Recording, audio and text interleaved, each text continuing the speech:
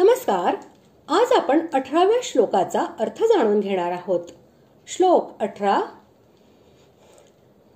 त्वमक्षरं परमं वेदितव्यं त्वमस्य विश्वस्य परन्निधानं त्वमव्ययः शाश्वतधर्मगोप्ता सनातनस्त्वं पुरुषो मतो मे. श्लोकाचा अर्थ: आपणच जाणण्याजोगे परब्रह्म परमात्मा आहात. आपणच या जगाचे परम आधार आहात. आपणच अनादि धर्माचे रक्षक आहात आणि आपणच अविनाशी सनातन पुरुष आहात असे मला वाटते. मुमुक्षु पुरुष हे ज्या जाणण्यास योग्य परमतत्वाला जाणण्याची इच्छा करतात, जे जाणण्यासाठी जिज्ञासू साधक नाना प्रकारची साधने करतात. 8व्या अध्यायातील 3ऱ्या श्लोकात ज्या परम अक्षराला ब्रह्म असे म्हटले आहे, त्याच परमतत्व स्वरूप सच्चिदानंद घन निर्गुण निराकार अशा परब्रह्म परमात्म्याचे वाचक येथे वेदितव्यम व परमम या विशेषणांसह अक्षरम हे पद आहे. याद्वारे अर्जुनाने असे दाखविले आहे की ते परब्रह्म परमात्मा निर्गुण ब्रह्म हे तुम्हीच आहात असा दृढ निश्चय विराट रूप पाहून मला वाटतो.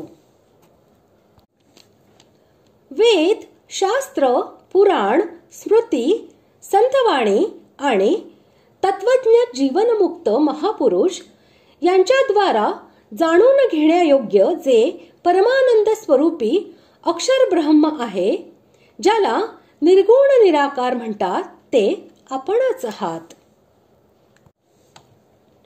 ज्या ठिकाणी एखादी वस्तू ठेवली जाते त्याला त्या वस्तूचे निधान किंवा आधार असे म्हणतात. येथे अर्जुनाने भगवंतांना या जगाचे निधान म्हणून असे दाखविले आहे की कारण व कार्य यांच्यासह हे संपूर्ण जगत तुमच्यामध्ये स्थित आहे. तुम्हीच ते धारण केले आहे, म्हणून तुम्हीच त्याचे आश्रय आहात. जो पूर्वीपासून चालत आलेला आहे आणि जो नेहमी राहणारा आहे, त्या सनातन धर्माला शाश्वत धर्म असे म्हणतात.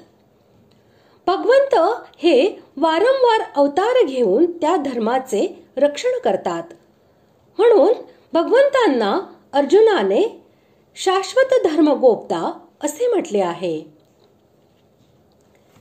ज्याचा कधी नाश होत नाही त्याला अव्यय असे म्हणतात आणि जे पूर्वीपासून असेल आणि नेहमी एक रस बनून राहते त्याला सनातन असे म्हणतात. या दोन्ही विशेषणांसह पुरुष या शब्दाचा प्रयोग करून अर्जुनाने असे सांगितले आहे की ज्यांचा कधी नाश होत नाही, असे समस्त जगाचे हर्ता कर्ता सर्व शक्तिमान संपूर्ण विकारांनी रहित सनातन परमपुरुष साक्षात परमपुरुष असे तुम्हीच आहात. अशा प्रकारे आज आपण 18व्या श्लोकाचा अर्थ जाणून घेतला. पुढील भागात आपण 19व्या श्लोकाचा अर्थ जाणून घेणार आहोत. धन्यवाद.